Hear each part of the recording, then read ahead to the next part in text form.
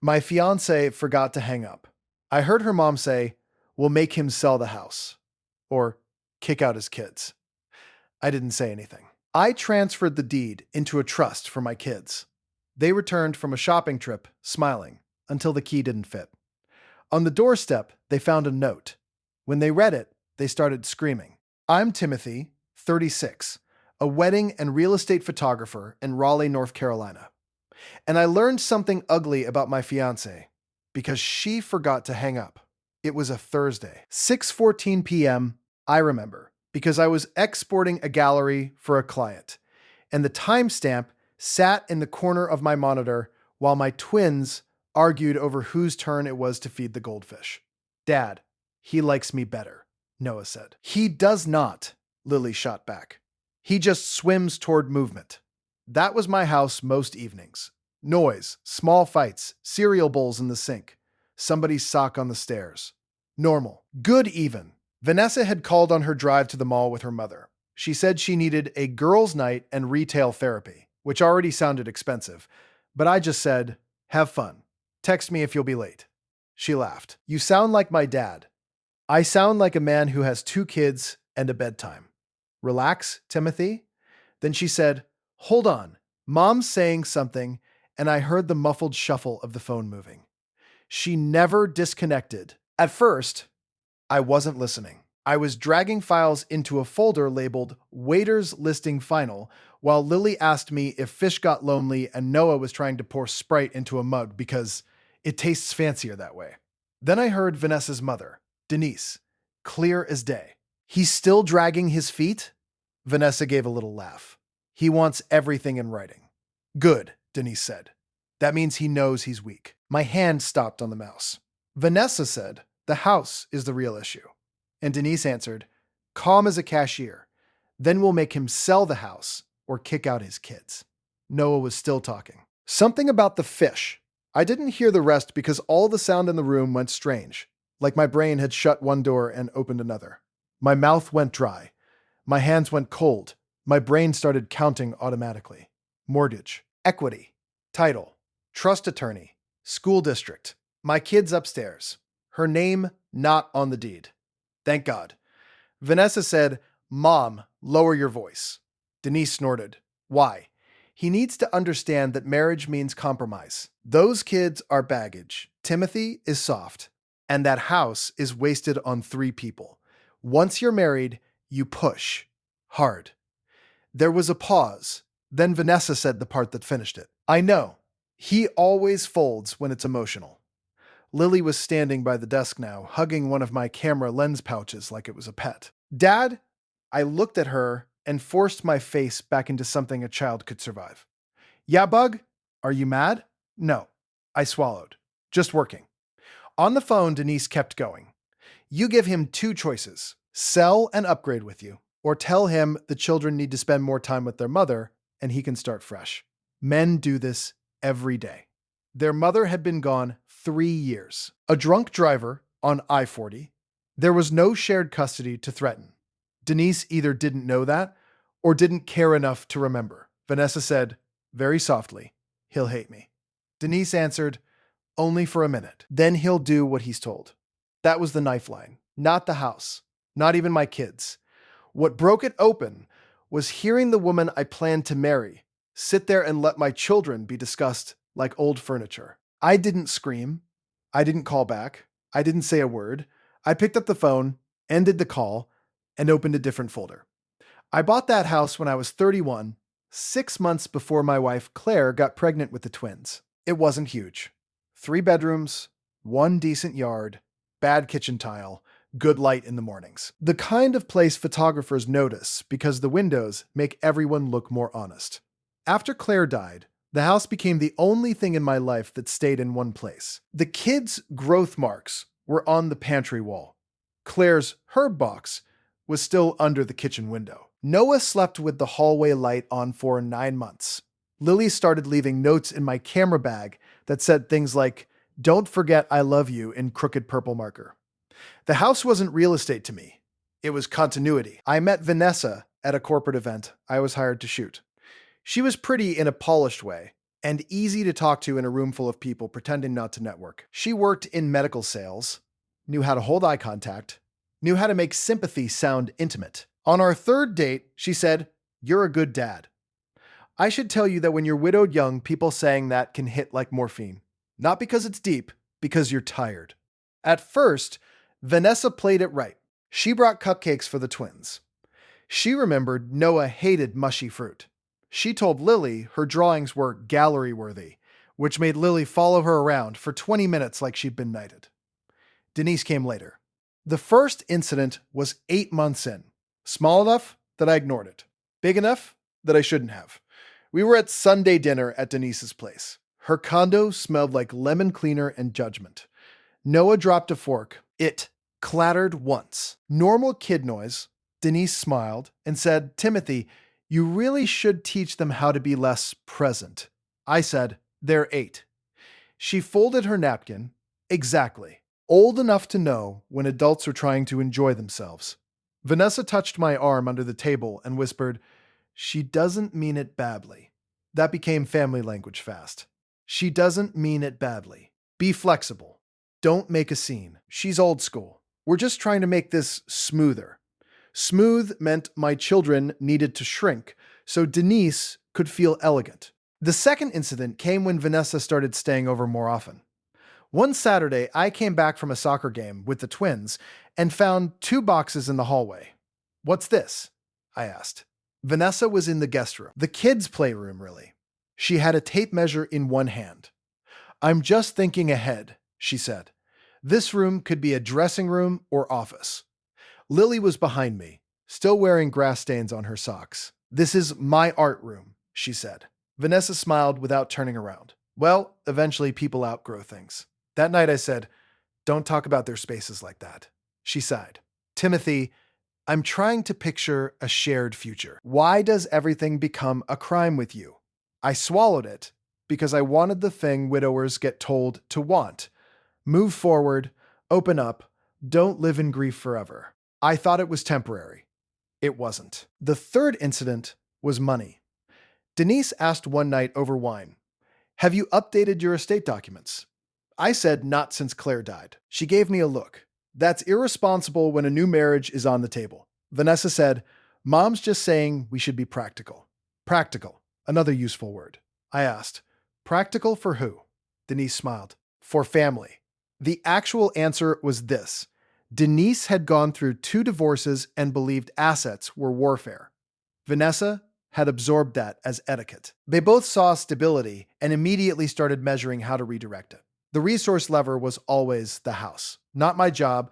Photography was too irregular for them to respect, even though I cleared good money.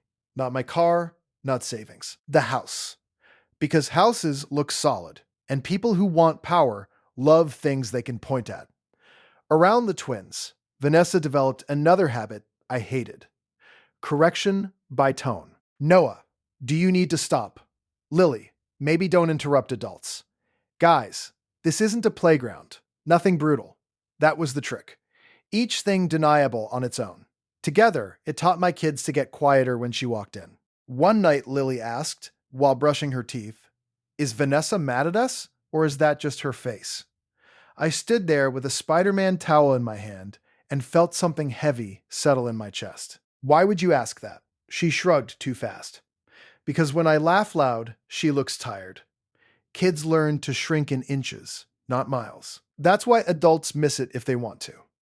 I started noticing Noah asking permission to get juice in his own kitchen when Vanessa was over. Lily stopped drawing at the dining table if Vanessa had paperwork out. I still kept swallowing it, because there were good days too. Because grief messes with your standards. Because when someone says, "I love all 3 of you," you want to believe the sentence means the same thing to them that it means to you. It didn't. By the time we got engaged, Denise was openly discussing renovations, as if she co-owned the place. "You could knock out that back wall. Those children don't need such large rooms. A cleaner floor plan would photograph better when you sell."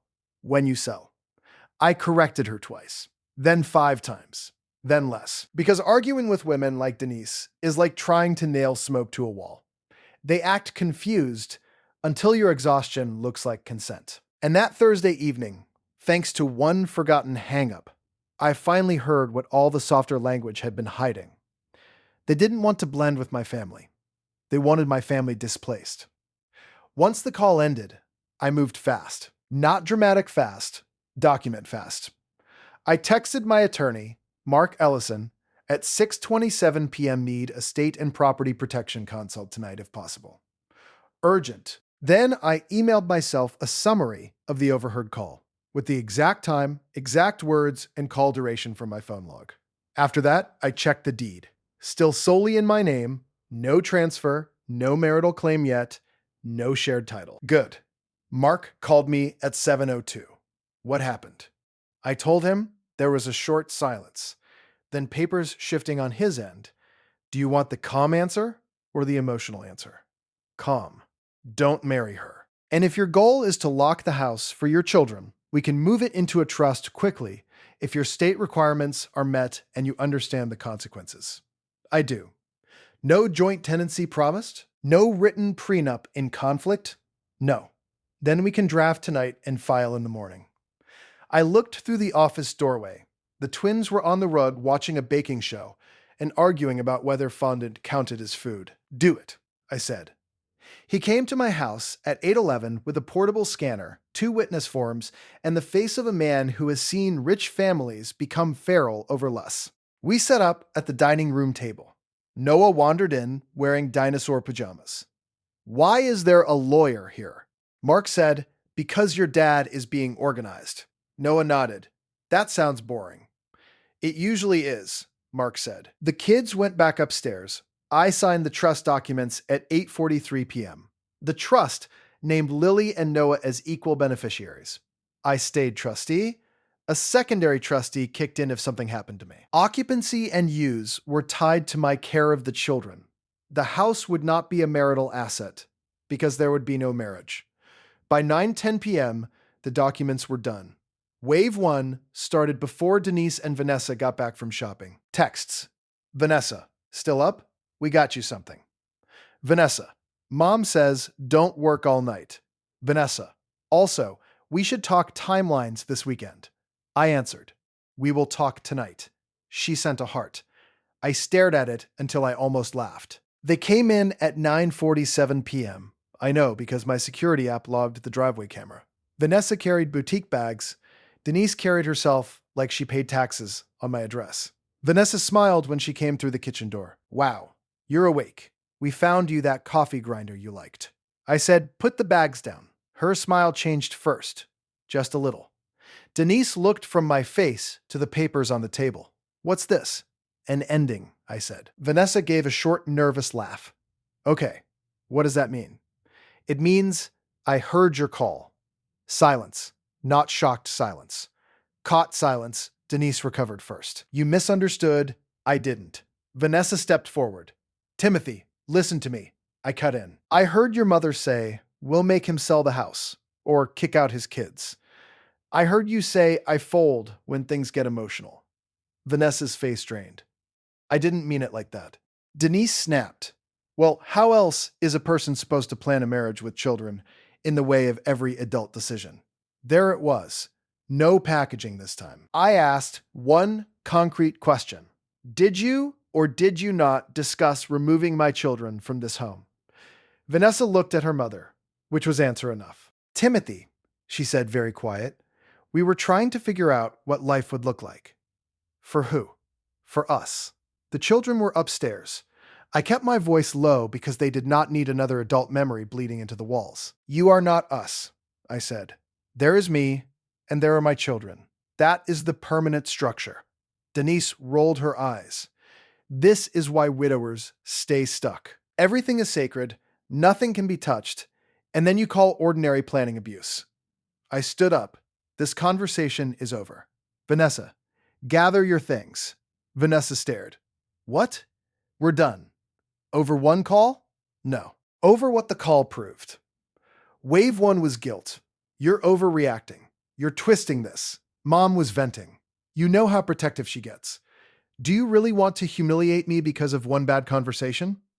I stayed factual. You discussed my children as leverage. You discussed my house as an asset to force. You are leaving tonight. Then, wave 2 started. Practical harm. Fast. Vanessa said, "My things are here. Take them. My name is on utility deliveries. I'll return them. We've paid for furniture. You can show receipts." Denise crossed her arms. "You cannot legally lock out your fiancé. Watch me." That was when Vanessa made the mistake that finished any remaining softness in me. She said, "Fine." But that house was going to change after the wedding anyway. I asked, "What exactly was going to change?" She didn't answer. So I asked again, "Cleaner. What rooms?" No answer. I took a step closer. "Show me the written plan. Show me texts. Show me anything where you and your mother mapped out where my kids were supposed to go." Denise said, "Don't be theatrical. That's not an answer." Vanessa snapped, "We were going to convert the upstairs. Kids share spaces all the time. Noah and Lily each have a room because grief already made them share enough." She looked away. That was when I stopped arguing and started documenting for real. I turned on my phone recorder and said, "State clearly whether you intended to pressure me to sell the property." Denise actually laughed. "Oh, please. State clearly whether my children were discussed as a condition of marriage." Vanessa whispered, "Turn that off."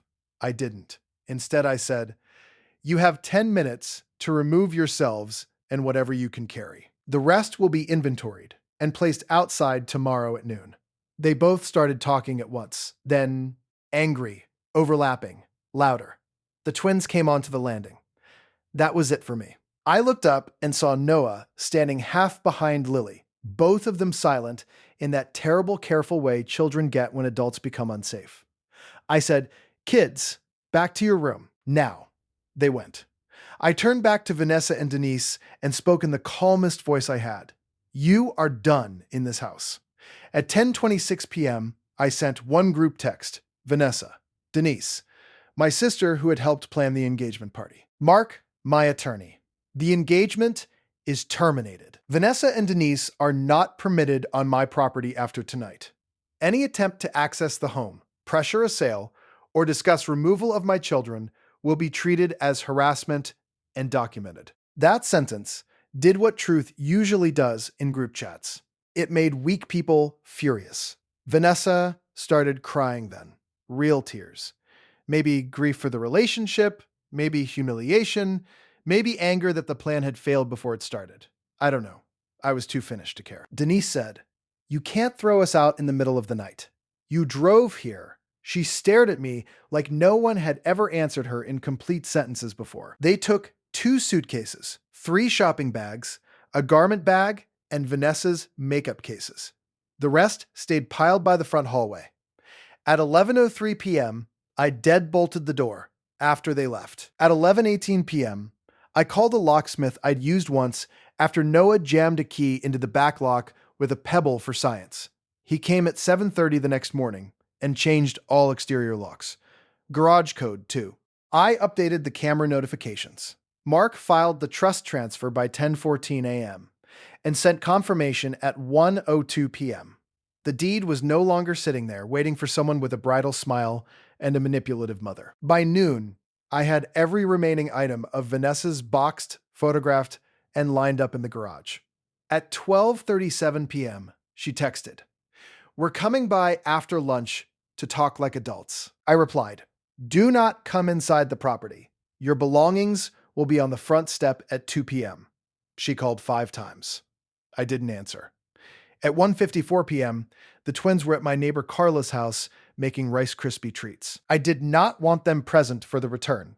I set the boxes on the porch, 2 garment bags, 1 cosmetics case, 1 framed print she'd left in the guest room. On top of the largest box, I placed an envelope. Inside was a short typed note. "Vanessa, your remaining belongings are enclosed. The house is held in trust for my children and is not available for discussion, sale, pressure, or future planning. Do not contact my children. Do not come onto this property again without written permission. Further contact goes through my attorney. Timothy." They arrived at 2:11 p.m., smiling when they got out of the SUV. That part mattered to me more than it should have. The confidence. the assumption that they were still walking into a negotiation they could win. Then Vanessa tried the key. It didn't fit. She tried again. Harder. Denise stepped up, took the key, and jammed it once like the door itself was being disrespectful. Then they saw the boxes. Then the note. I watched through the side camera feed from inside the office because I wanted a record and because I had no intention of giving them my face again. Vanessa opened the envelope first. Denise leaned over her shoulder. Vanessa read 2 lines, stopped, read again, then made this sound I can only describe as injured rage. Denise snatched the paper, scanned it, and started shouting before she reached the end. She pounded on the door. Timothy. Another bang. Harder. This is insane. Then the line that made me glad I had changed every lock in the house. You don't get to do this to my daughter. I didn't answer. She kept yelling. Vanessa was crying and screaming now too. You put the house in a what? That was the devastating line.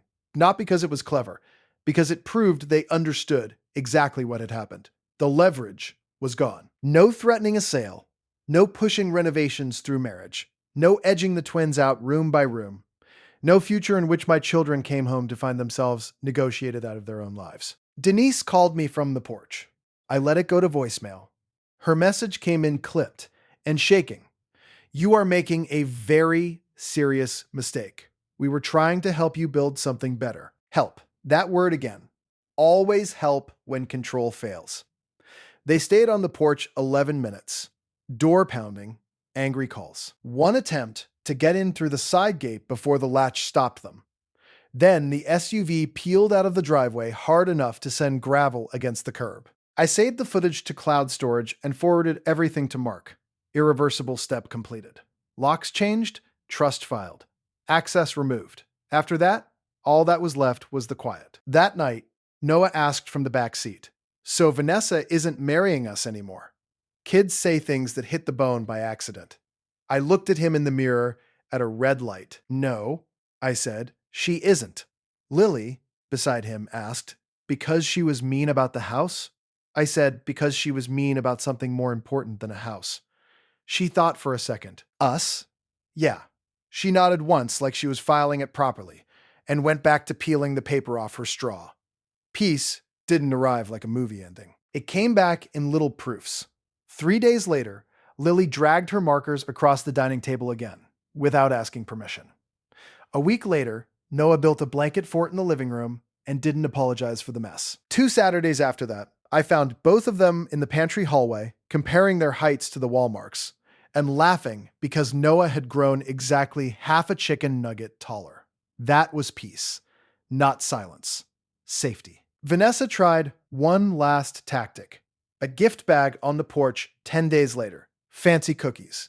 A folded letter. No return label.